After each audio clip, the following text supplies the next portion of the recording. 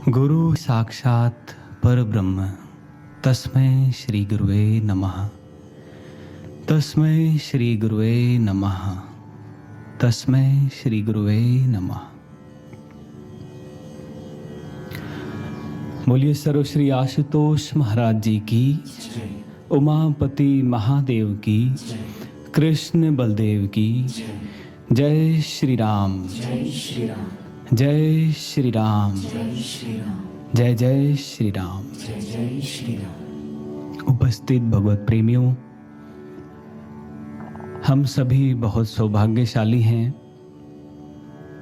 कि हमें समय समय पर महाराज श्री द्वारा प्रेरित सत्संग, विचार एवं भजन श्रवण करने का सुअवसर प्राप्त हो रहा है।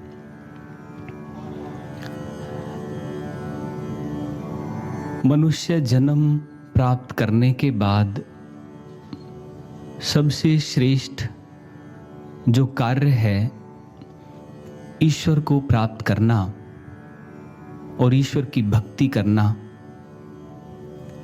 मनुष्य इसे अगर भूल जाता है तो उसका सारा जीवन, सारी उपलब्धियां व्यर्थ चली जाती हैं।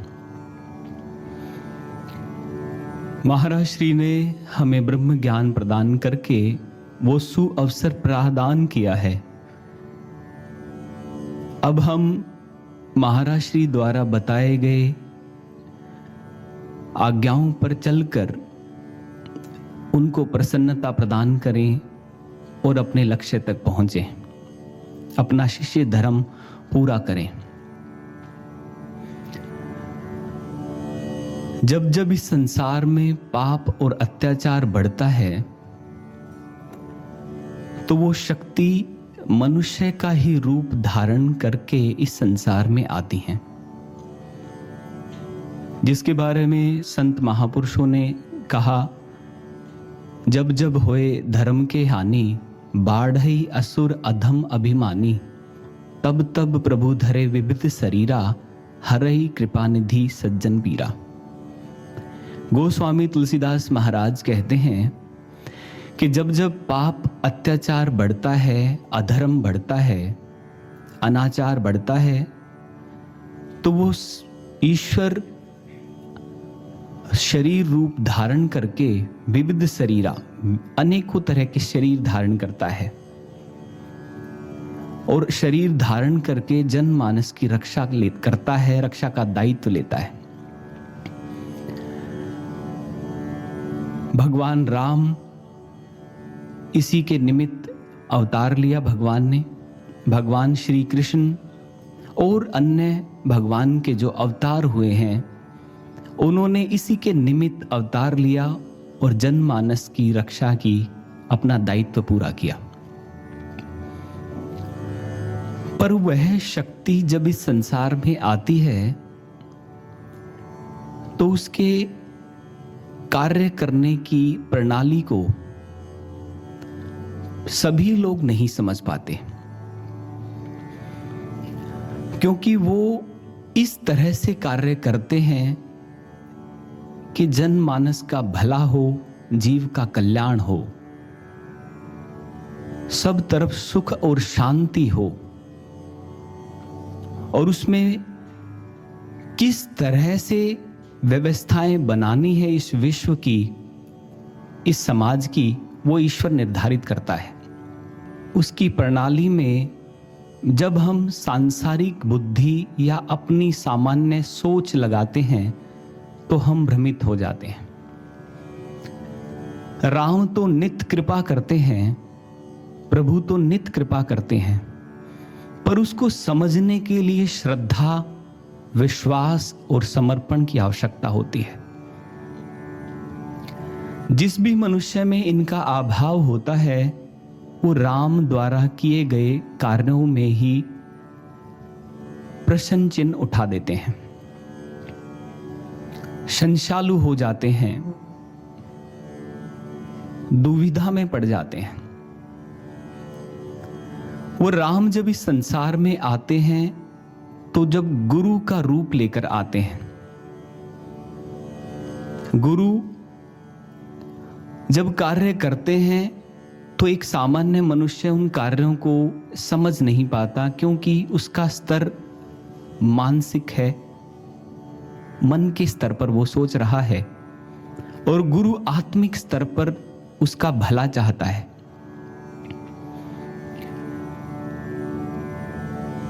तो आज हम भक्ति रचना के माध्यम से ये श्रवण करेंगे कि वो राम जब गुरु के रूप में अवतार लेते हैं तो वो हमारे जीवन में कैसे भला करते हैं हमारा, पर उस भले में हम अपना कल्याण ना चाहकर प्रश्न उठा लेते हैं, संशालु हो जाते हैं, और उससे जो ईश्वर की कृपा होती है उसे हम खो देते हैं। आइए संत समाज से हम आग्रह करना चाहेंगे एक भक्ति रचना का, वो हम सबके समक्ष उस भक्ति रचना का गान करें, महाराज श्री के चरणों में वो भक्ति रचना अर्पित करें। आइए श्रवण करते हैं। कोई समझे भक्त सुजान राम नित कृपा करते हैं। कोई समझे, कोई समझे, कोई समझे भक्त सुजान राम नित कृपा करते हैं। राम नित कृपा करते हैं। कभी कोमल हाथ प्रभु का, कभी बोझिल हाथ प्रभु का, कभी कोमल हाथ प्रभु का, कभी बोझिल हाथ प्रभु का। सब भांति करे कल्याण, सब भांति करे कल्याण। पग पग रक्षा करते हैं। राम नित कृपा करते हैं। इस भक्ति रचना में कोई समझे भक्त सुजान भगवान की खोज में निकला होगा और भगवान को प्राप्त किया होगा, वो समझेगा कि राम नित कृपा करते हैं। योगानंद परमहंस जी के एक शिष्य जो डॉक्टर थे पेशे से, वी नॉट वाइट लुइस नाम था उनका, 1920 में ब्रह्म ज्ञान से दीक्षित हुए योगानंद परमहंस जी से। इससे पहले वो बहुत तार्किक बुद्धि वाले, हर बात में प्रश्न करने वाले होते थे, और वो कहते हैं कि अमेरिका ने मुझे बहुत पद प्रतिष्ठा सम्मान गौरव दिया, मैं अमेरिका का धन्यवाद करता हूं, पर अमेरिका मुझे वो नहीं दे पाया जो मेरे जीवन का उद्देश्य था, ईश्वर की भक्ति, ईश्वर का साक्षात्कार, और वो मुझे प्राप्त हुआ भारत से, और भारत में मेरे गुरु बने योगानंद परमहंस। उनसे मिलने के बाद मेरी यात्रा शुरू हुई आध्यात्मिक, और उनके ज्ञान पर चलकर मेरी यात्रा संपन्न हुई। अपने जीवन का अनुभव साझा करते हुए डॉक्टर लुइस कहते हैं, जब मैं योगानंद परमहंस जी से ब्रह्म ज्ञान की दीक्षा प्राप्त कर रहा था तो मेरे अंतर जगत में अथाह प्रकाश का पुंज प्रकट हो गया, और उसने मेरे सारे संशय, मेरी बाधाओं को, मेरी बुद्धि को, मेरे प्रश्नों को संतुष्ट कर दिया, समाधान कर दिया, दूर कर दिया। उस दिन के बाद मैं सतत उनके बताए मार्ग पर चलने लगा, साधना करने लगा। थोड़ा समय बीता, थोड़े समय के बाद डॉक्टर लुइस बताते हैं कि मैं अपने पिता के पास गया पिता के पास जाने के बाद 10 बरी एक जगह है अमेरिका में, पायमाउथ खाड़ी है वहां पर। तो उनके मन में विचार आया कि मैं अपने पिता और अपने भाई के साथ क्यों ना थोड़ा सा नौका विहार करने चला जाऊं। तो उन्होंने एक छोटी सी नाव ली और उसमें वो उस खाड़ी में नौका विहार के लिए चल दिए। जैसे ही वो थोड़ी दूर गए, यात्रा तय की, अचानक तूफान आ गया। अब सभी लोग घबरा गए। अरे अभी तक तो धूप थी, मौसम बिल्कुल साफ था, अचानक ये बादल, काली घटाएं और तूफान, संकेत सभी प्रलय के थे। भयभीत हो गए तीनों लोग। अब कहते हैं ना, जब सुख होता है तो भगवान को भूल जाते हैं, गुरु को भूल जाता है व्यक्ति। जब दुख आता है तो भगवान की याद आती है, गुरु की याद आती है। तो उन्होंने देखा यहां कोई नहीं मेरी रक्षा करने वाला, मृत्यु सामने है। प्रार्थना निकली गुरु के चरणों में, हे गुरुदेव रक्षा करें। अब गुरुदेव बहुत दूर उनसे, शरीर से, पर शक्ति रूप में उनके समक्ष। उन्हीं लहरों ने जब विकराल रूप ले लिया कि बचने की संभावना बिल्कुल खत्म है, अब उन्हीं लहरों के बीच में एक प्रकाश का पुंज प्रकट हो जाता है और उसका आकार नेत्र के जैसा था, तीसरा नेत्र जैसा होता है। जैसे ही वो प्रकाश पुंज प्रकट हुआ, वो लहरें शांत हो गई और उन्हें तसल्ली मिली, उन्हें शांति मिली, उन्हें खुशी मिली कि अब हमारी रक्षा हो जाएगी। और थोड़ी देर के बाद उनकी नाव किनारे पर लग गई। अब उनकी सूचना पहुंची थी सारे नगर के लोगों के पास कि ऐसे ऐसे तूफान आ गया और आंधी और घटाएं छा गई हैं और नाव लेकर 3 नाविक गए हुए हैं अंदर। उनका बचना तो असंभव है। वो सभी प्रतीक्षा कर रहे थे कि अभी उनकी लाशें बहकर आएंगी यहां पर जिसका गुरु सहाय है, उसका बाल भी बांका कौन कर सकता है। नाव सहकुशल किनारे पर लगी और वो तीनों लोग नाव से उतरते हैं। नगर के लोग उन्हें बड़े प्रेम से ले जाते हैं।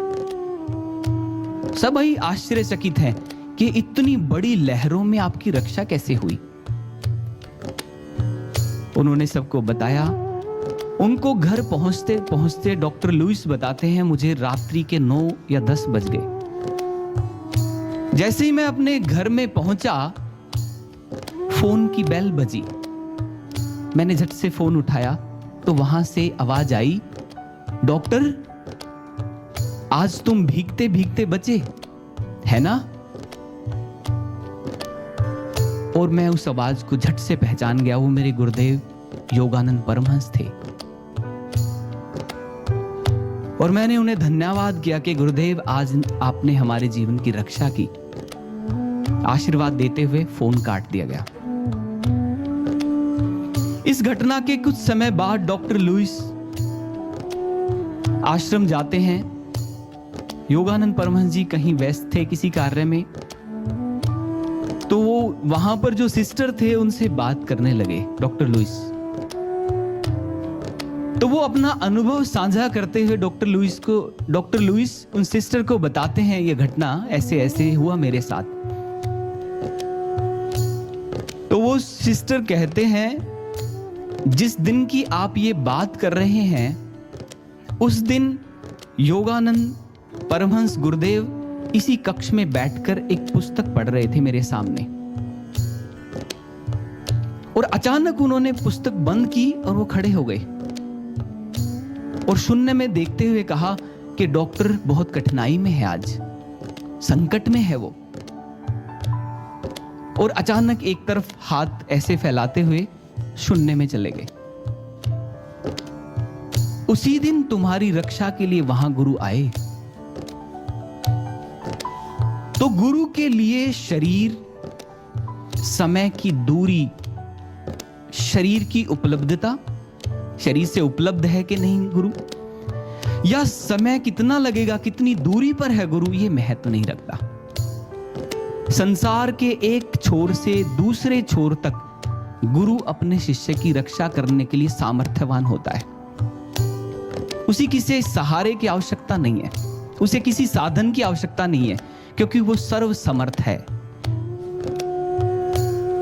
ये गुरु का कोमल हाथ। कृपाएं तो बहुत होती हैं मनुष्यों के जीवन में, पर डॉक्टर लुईस इसे समझ पाए। और कितने लोग होंगे जिनके जीवन में ऐसी कृपाएं हुई होंगी, ईश्वर ने उन पर कृपा की होगी, पर क्या वो आभार व्यक्त कर पाए ईश्वर का? नहीं। क्यों? क्योंकि वो समझ ही नहीं पाए कि रे राम की कृपा है। वो तो कह रहे इत्तेफाक से शायद हमारी नाव समुद्र के किनारे आ गई। इत्तेफाक से इस संसार में कुछ नहीं होता। जो कुछ होता है राम की इच्छा से होता है, इत्तेफाक से नहीं। तो जो श्रद्धावान हृदय होते हैं, समर्पणवान भक्त होते हैं, वो ईश्वर द्वारा की गई कृपा को समझ पाते हैं, समझ पाते हैं। गुरु वही, ज्ञान वही, शिष्य का समर्पण भाव वही, तो चमत्कार भी वही होंगे। सर्वश्री आशुतोष हमारे जीवन में आए हैं गुरुदेव गुरु के रूप में, परम गुरु के रूप में, दयालु गुरु के रूप में, करुणा अवतार के रूप में। उनके भी बहुत सारे अनुभव हैं हमारे जीवन में, पर कहीं ना कहीं हम अपनी तार्किक बुद्धि लगा के और इसे इत्तेफाक का नाम दे देते हैं। शायद इत्तेफाक से ऐसा हो गया होगा, शायद मेरी बुद्धि से मैं बच गया हूंगा वहां पर, शायद मेरी समझदारी से मेरी रक्षा हो गई होगी वहां पर, शायद उस व्यक्ति की वजह से ऐसा हो गया होगा। पर व्यक्ति जब गुरु की आज्ञा से जुड़ जाता है तो वो आभार व्यक्त करता है।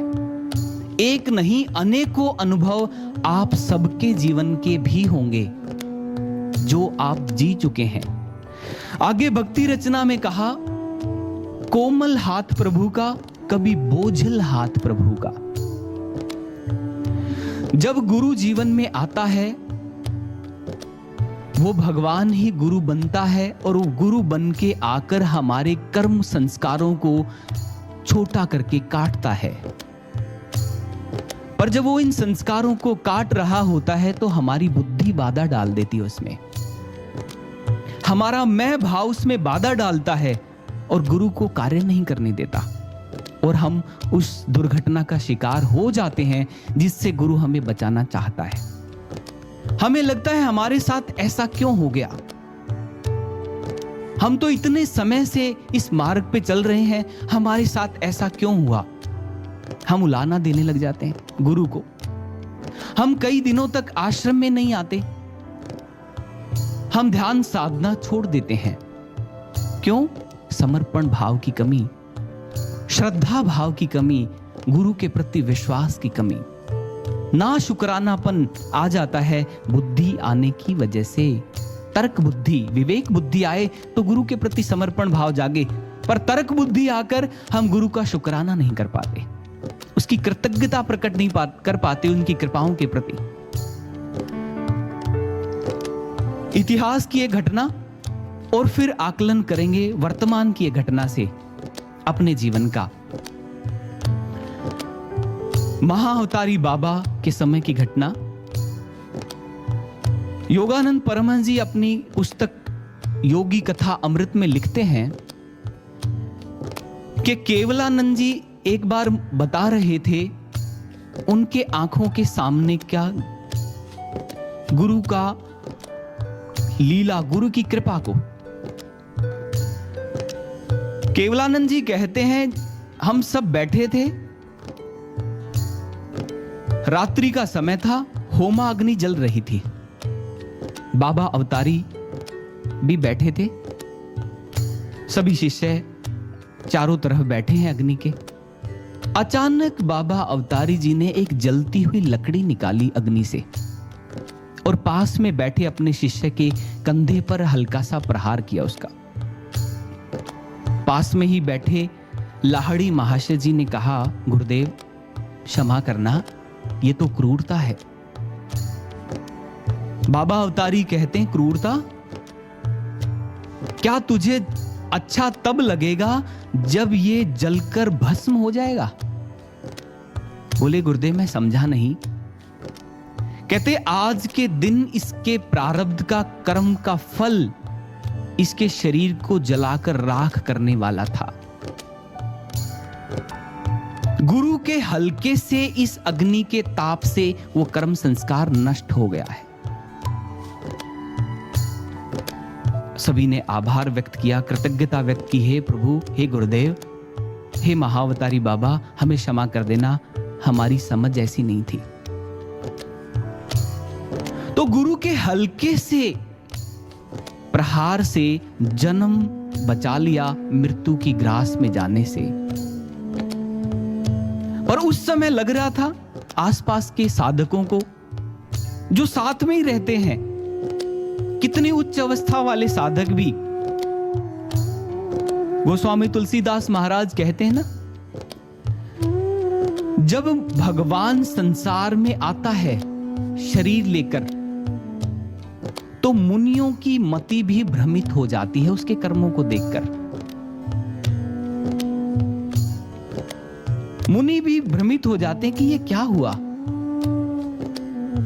लाहड़ी महाशय जैसी अवस्था वाले शिष्य भी कह रहे हैं, गुरु ये तो क्रूरता है।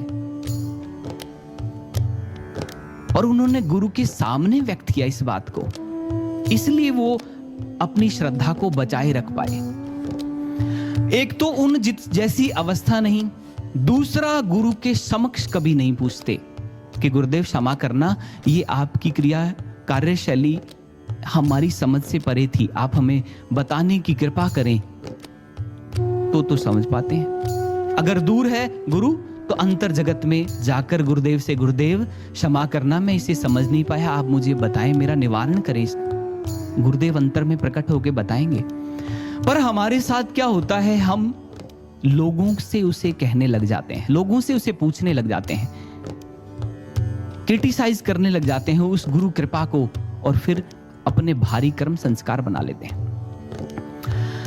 तो ये गुरु का बोझिल हाथ तो दिख रहा था, पर इसके पीछे, बोझिल हाथ के पीछे भी क्या कृपा छिपी थी, वो बताने के बाद पता लगी। तो ऐसे जीवन में बहुत सारी घटनाएं घटती हैं। हम अब वर्तमान में देखें, बहुत सारे ऐसे अनुभव भक्तों के जीवन में सर्वश्री आशुतोष महाराज जी ने दिए हैं। हम सबने भी जिए हैं, उन अनुभवों को जिया है, और हम सुनते भी हैं और सुनाते भी हैं बहुत। यहां समय अवधि की सीमा के तहत संभव नहीं कि सारे अनुभव सुनाए जाएं या ज्यादा अनुभव सुनाए जाएं। एक जो अभी याद आ रहा है विशेष अनुभव, वो आपके साथ साझा करना चाहेंगे। पौड़ी गढ़वाल ब्रांच लगती है, रावत जी सरनेम है उनका, रावत, रहने वाले चमोली के हैं वो। जब से ब्रह्म ज्ञान की दीक्षा मिली, ध्यान साधना नियम से करते थे, हमेशा सुमरन से जुड़े रहने का प्रयास करते थे, किसी से अनावश्यक बात नहीं, किसी से अनुचित व्यवहार नहीं, मन वचन और कर्मों से सदके चल रहे थे। गोरखपुर में कोई कार्यक्रम होना था, तो इनकी भी सेवा लगी वहां पर, दोनों भाइयों की। रावत जी जो हैं, बड़े भाई के साथ रावत जी भी गए, और ये जाकर कार्य संपन्न करा के आए, कथा संपन्न हुई, और वो वापिस जब आने लगे तो एक ट्रक के साथ इनका एक्सीडेंट हो जाता है। बड़े भैया गाड़ी चला रहे थे, ये बैठे हुए थे। एक्सीडेंट हुआ, एक्सीडेंट में ऑन द स्पॉट छोटे भाई की डेथ हो गई, जो ध्यान साधना करते थे, सतत सुमरन से जुड़े रहने का अभ्यास करते थे। अब जैसे उनकी मृत्यु हुई, बड़े भाई ने देखा, जैसे तैसे उनके देह को संभाला, लाया गया, संस्कार किया गया। बाद में मन में प्रश्न उठते हैं, मनुष्य है, मानवीय स्वभाव है कि मैं तो इतनी साधना करता भी नहीं था और मेरा भाई तो बहुत साधना करता था, इसके साथ ऐसा क्यों हो गया। उन्होंने पूछा साध्वी बहनों से। साध्वी बहनों ने प्रीतमपुरा में सर्वश्री आशुतोष महाराज जी आए हुए थे। उन्होंने महाराज श्री के समक्ष बैठ के ये सारी घटना बताई महाराज श्री को। महाराज श्री ऐसे ऐसे घटित हुआ है। महाराज जी शून्य में देखने लगे, कहते बोले महाराज जी क्षमा चाहेंगे, सभी लोग पूछ रहे हैं महाराज जी वो तो बड़ा ध्यान साधना सुमरन करते थे, उनके साथ ऐसा घटित क्यों हो गया। महाराज श्री थोड़ी देर के बाद अपने सिंहासन को थोड़ा दबाते हुए कहते हैं, अरे उसके लिए संसार बचा ही नहीं था, वो इस अवस्था पे चला गया था। ऐसे भक्तों की तो आवश्यकता ईश्वर को भी होती है। उसे हमने अपने पास बुला लिया। गुरु की ये वचन जब उस साधक ने सुने तो उसे कोई स्थान नहीं मिला कि मैं कहां चला जाऊं, कि गुरु ने इतनी कृपा की। शुक्राना करना दूर, उसका धन्यवाद करना दूर, मैंने प्रश्न ही पूछ लिया और उसने ये फिर बात बताई, महाराज श्री का वचन कहा कि देखो महाराज जी ने ये वचन कहे हैं, धैर्य रखना, अपना श्रद्धा बनाए रखना। और वो तो उच्च अवस्था को पार कर गए और महाराज जी के धाम में प्रवेश कर गए, गुरु के धाम में, ईश्वर के धाम में प्रवेश कर गए। हम तो अभी यही हैं संसार में। हम अपने जीवन को देखें, अपने जीवन को संवारें, संभालें। तो गुरु का बाहर से देखने में तो बोझिल हाथ लग रहा था कि कैसे हो गया ये, पर इसमें भी गुरु कृपा कि गुरु ने उसे अपना धाम ही दे दिया। आओ। तो गुरु का बोझिल हाथ तो सामान्य मनुष्य को दिखता है, वास्तव में वो जो करते हैं वो तो कृपा ही करते हैं। इसलिए संत समाज ने कहा, राम नित कृपा करते हैं, पग पग रक्षा करते हैं और नित कृपा करते हो। कोई एक बाउंडेड नहीं है, ये टाइम बाउंडेड के समय, परिस्थिति या काल, हर समय कृपा हो रही। महाराज जी कहते हैं कृपा तो हर समय हो रही है। जो प्राप्त करने वाले हैं वो उसे प्राप्त कर लेते हैं। बारिश तो हमेशा होती है, अगर जो उल्टा घड़ा पड़ा है बारिश क्या करे, उसको कैसे भरे। सूर्य देव तो आकर सबको उजाला देना चाहते हैं, पर अपने कोई द्वार और खिड़की ही ना खोले तो सूर्य भगवान क्या करें। तो गुरु तो कृपा हमेशा करता है, नित करता है, पल पल करता है। पर एक ना शुक्राना व्यक्ति, एक कृतज्ञता ना व्यक्त करने वाला व्यक्ति अगर उसे धारण करे ही ना, तो उसमें गुरु का क्या दोष। वो गुरु पर आक्षेप लगाकर, प्रश्न चिन्ह लगाकर अपने भारी संस्कार और बना लेता है। तो ऐसा हम ना करें। ये सुंदर भक्ति रचना संत महापुरुषों द्वारा हम श्रवण कर रहे थे। आइए आगे संत समाज हमें क्या समझा रहे हैं, श्रवण करते हैं। पूतना लोक बालग्नि राक्षसी रुधिराशना जिघान सयापि हरये स्तनं दत्वाप सद्गतिम्।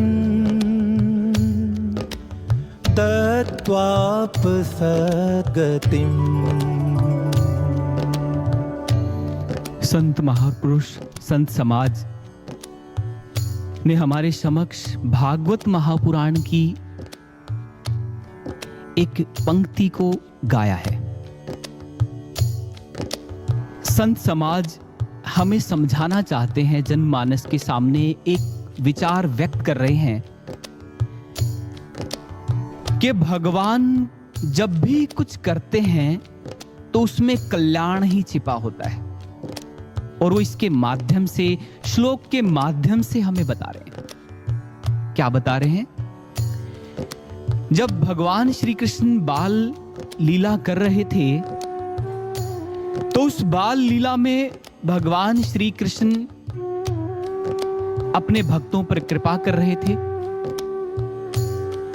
और वहीं पर जो दुराचारी थे, दुष्ट प्रवृत्ति वाले, उन पर भी भगवान कृपा कर रहे थे। कंस ने अनेकों दुराचारियों को भेजा भगवान श्री कृष्ण का अहित करने के लिए, वध करने के लिए। पूतना आती है भगवान श्री कृष्ण का वध करने के लिए।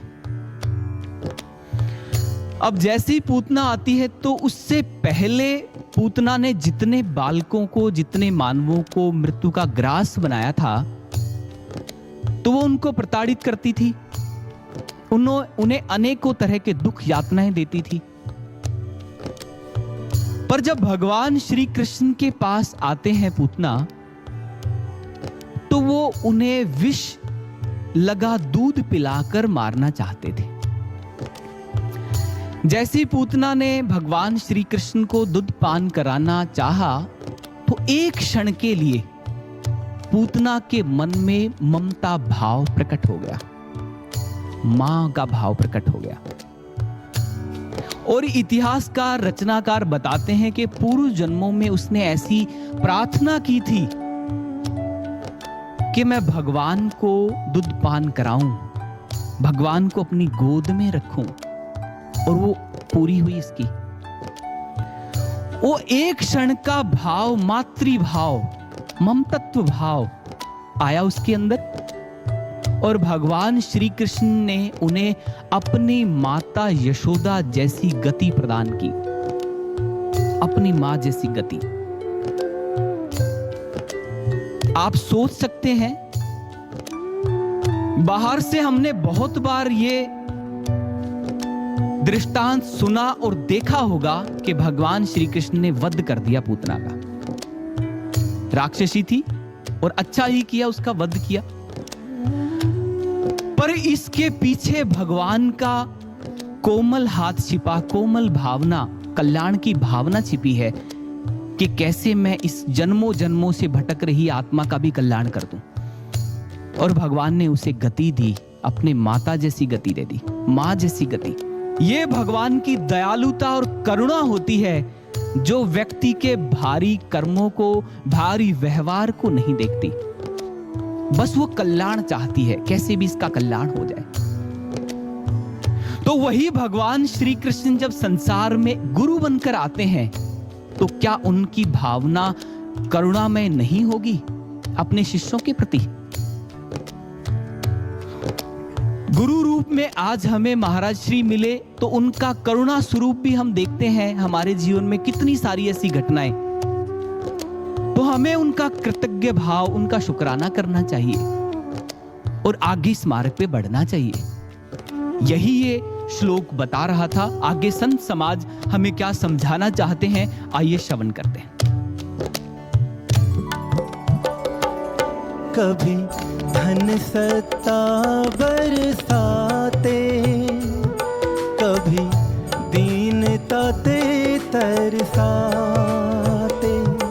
कभी धन सत्ता बरसाते, कभी दीनता ते तरसाते, कभी सुख दे स्वर्ग समान, कभी सुख दे स्वर्ग समान, कभी दुख दुविधा देते हैं, राम नित कृपा करते हैं।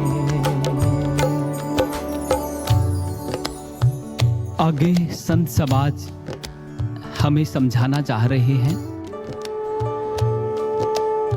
कभी धन सत्ता बरसाते, वो भगवान, वो राम जब हमारे जीवन में गुरु बनकर आते हैं, तो कभी तो वो धन सत्ता बरसा देते हैं, क्योंकि उस समय उसमें हमारा कल्याण छिपा होता है। क्योंकि भगवान जानते हैं कि कौन किस समय किस अवस्था में किस वस्तु को संभाल सकता है, संजो सकता है। तो जब देखते हैं कि भक्त की ऐसी अवस्था हो गई है कि वो माया में लिप्त नहीं होगा, तो वो धन सत्ता बरसा देते हैं उसके जीवन में। और जब देखते हैं कि ये माया में लिप्त हो गया है, ये मुझे भूल गया है, तो वो उस माया को, उस धन संपत्ता को ले लेते हैं। दीनता दे तरसाते, दीन भाव, निमाणा भाव उसके अंदर प्रकट करने के लिए बाहरी सुख साधन संपदा को कुछ समय के लिए दूर कर देते हैं। ये भी गुरु की कृपा है। इतिहास के घटना से समझना चाहेंगे। एक बार स्वामी समर्थ अक्कलकोट महाराज, महाराष्ट्र की भूमि में जिनका प्रकटीकरण हुआ, स्वामी समर्थ अपने एक गृहस्थी अनुयायी के घर जाते हैं। अब वहां पर माता तो थे घर में, पर जो उनके पतिदेव थे वो किसी कार्य से बाहर गए हुए थे। अब माता ने देखा गुरुदेव आ गए, आसन दिया, आतिथ्य सत्कार किया। माता कहती है गुरुदेव विराजिए, मैं आपके लिए अभी रसोई तैयार कर देती हूं। गुरुदेव विराजमान हो गए। अब माता ने देखा कि आंगन में एक वृक्ष लगा हुआ है, फली का वृक्ष। उस वृक्ष से फलियां तोड़ी माता ने और उसकी सब्जी बनाकर, रोटी बनाकर भोजन अर्पित किया स्वामी समर्थ के समक्ष। कहते हैं गुरुदेव, हमारे घर में यही है, आप इसे ग्रहण करें। ऐसे श्रद्धा भाव से, समर्पण भाव से जब उन्होंने अर्पित किया स्वामी समर्थ के समक्ष, तो स्वामी समर्थ बड़ी प्रसन्नता से उसे ग्रहण कर रहे हैं। ग्रहण करते करते उस वृक्ष की तरफ देख रहे हैं स्वामी समर्थ। और जैसे ही वो भोजन समाप्त हो गया, हाथ धोते हैं स्वामी समर्थ और उस वृक्ष के पास जाकर उस वृक्ष को बिल्कुल तोड़ देते हैं। अब माता देखती हैं कि गुरुदेव ये क्या कर रहे हैं। इसी वृक्ष की फलियों से तो भोजन, रसोई तैयार की, इसी वृक्ष को गुरुदेव ने तोड़ दिया। अब गुरु हैं तो मन में ही प्रश्न, संशय उठ सकते हैं। मुख तक नहीं आए, गुरुदेव चले गए अपने आश्रम। सांझ ढले, उनके पतिदेव आए, उन्होंने देखा ये क्या। माता ने बताया गुरुदेव आए थे, स्वामी समर्थ अक्कलकोट महाराज, उनके लिए रसोई तैयार की इसी वृक्ष की फलियों से, और बाद में भोजन ग्रहण करके स्वामी समर्थ ने इसे तोड़ दिया। वो कहते हैं अरे ये तो हमारा सौभाग्य है, हमारे घर पर गुरु पधारे, गुरु का आना हुआ और ये वृक्ष, अच्छा किया इसे तोड़ दिया, रास्ते में ही तो था ये। जो पिछले 15 वर्ष से कभी खल नहीं रहा था रास्ते में, आज गुरु ने तोड़ा तो वो खलने लगा कि अच्छा किया रास्ते में था, तोड़ दिया इसको। कहते लाओ खुदाल, फावड़ा लाओ। बोले अब क्या करेंगे आप? कहते जिस वृक्ष को हमारा गुरु पसंद नहीं करता उसकी जड़ भी क्यों रखे हम, लाओ खुदाल, फावड़ा लाओ।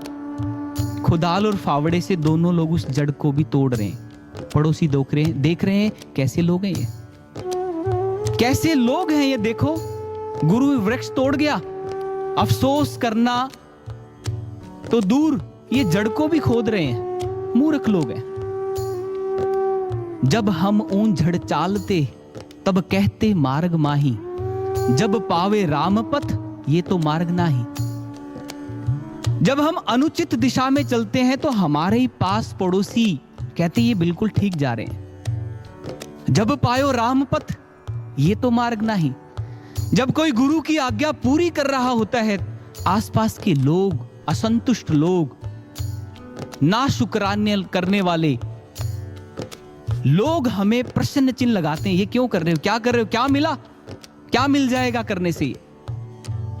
और हम उनकी बातें सुनकर शर्माकर इस मार्ग से रास्ता बदल लेते हैं। ऐसा नहीं, एक सच्चा साधक ऐसा नहीं करता। उसे संसार की क्या परवाह, उसे तो संसार बनाने वाले गुरु की इच्छा में चलना है। उसकी परवाह होनी चाहिए कि मेरा गुरु प्रसन्न हो रहा है, इस कर्म से तो मैं यही करूंगा। भगवान का भक्त संसार की चिंता नहीं करता, मेरा हंसी करेंगे या मुझे क्रिटिसाइज करेंगे या मेरे को कुछ कहेंगे। मेरा रिश्ता, मेरा वास्ता मेरे गुरु से है, संसार से नहीं है। तो वो भी भक्त ऐसे ही थे, खुदाल से खोद रहे हैं, खोदते खोदते पूरी जड़, बोले बस अब तो जड़ निकल गई आधी सारी, अब नहीं उगेगा, ये मिट्टी डाल देंगे। बोले ना, अच्छी तरह से जड़ से खोदेंगे इसको। खोदते रहे, तरबतर हो गई, रात हो गई।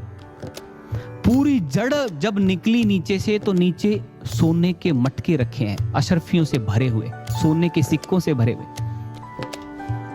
कहते ये क्या, अच्छा हुआ हमारे को ये धन मिल गया। कहते नहीं नहीं, ये हमारा नहीं है, ये गुरु का है, क्योंकि गुरु ने तो दिया है। ये सुबह होते ही गुरु को दिया ना, कोई बात नहीं। बोले सुबह कब, अभी चल मेरे साथ।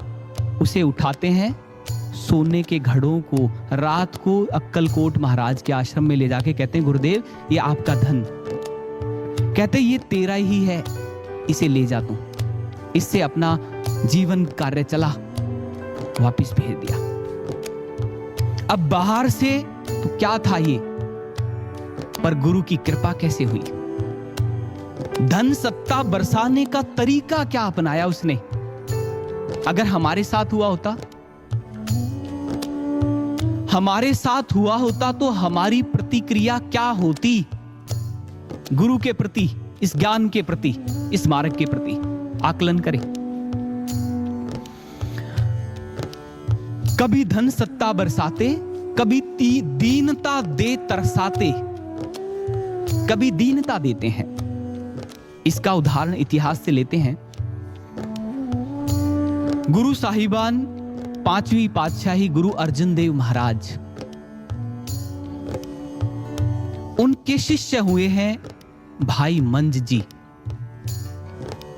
तीर्थ मंज नाम था, तीर्था मंज। गोत्र मंज होने की वजह से सभी मंज मंज पुकारते थे। गुरु अर्जुन देव जी महाराज की शरण में जाने से पूर्व धन धान्य से संपन्न परिवार, पुत्री, धर्मपत्नी, अच्छा परिवार, अपने नगर में अच्छा रुतबा, अपने घर में पीर खाना बनाया है। सारे नगरवासी होते हैं, हर गुरुवार को पीर की पूजा करते हो। चल रहा था जीवन। श्री गुरु अर्जुन देव महाराज के किसी साधक ने, किसी प्रेमी ने, शिष्य ने संदेश दिया कि जीवन का उद्देश्य ये नहीं है, इससे आत्म कल्याण नहीं होने वाला। अगर आत्म कल्याण चाहते हो तो एक पूर्ण सद्गुरु की शरण में जाना होगा। और आज समय के पूर्ण सद्गुरु हैं श्री अर्जुन देव जी महाराज। उनकी शरण में जाओ, वो आपका कल्याण करेंगे। जब काफी दिन सत्संग सुना तो पुण्य संस्कार विकसित हो गए। जैसे पुण्य विकसित हुए, बोले मुझे भी ले चल तू आज सत्संग में। गए सत्संग में, दरबार सजा हुआ था, सत्संग प्रवचन चल रहा था।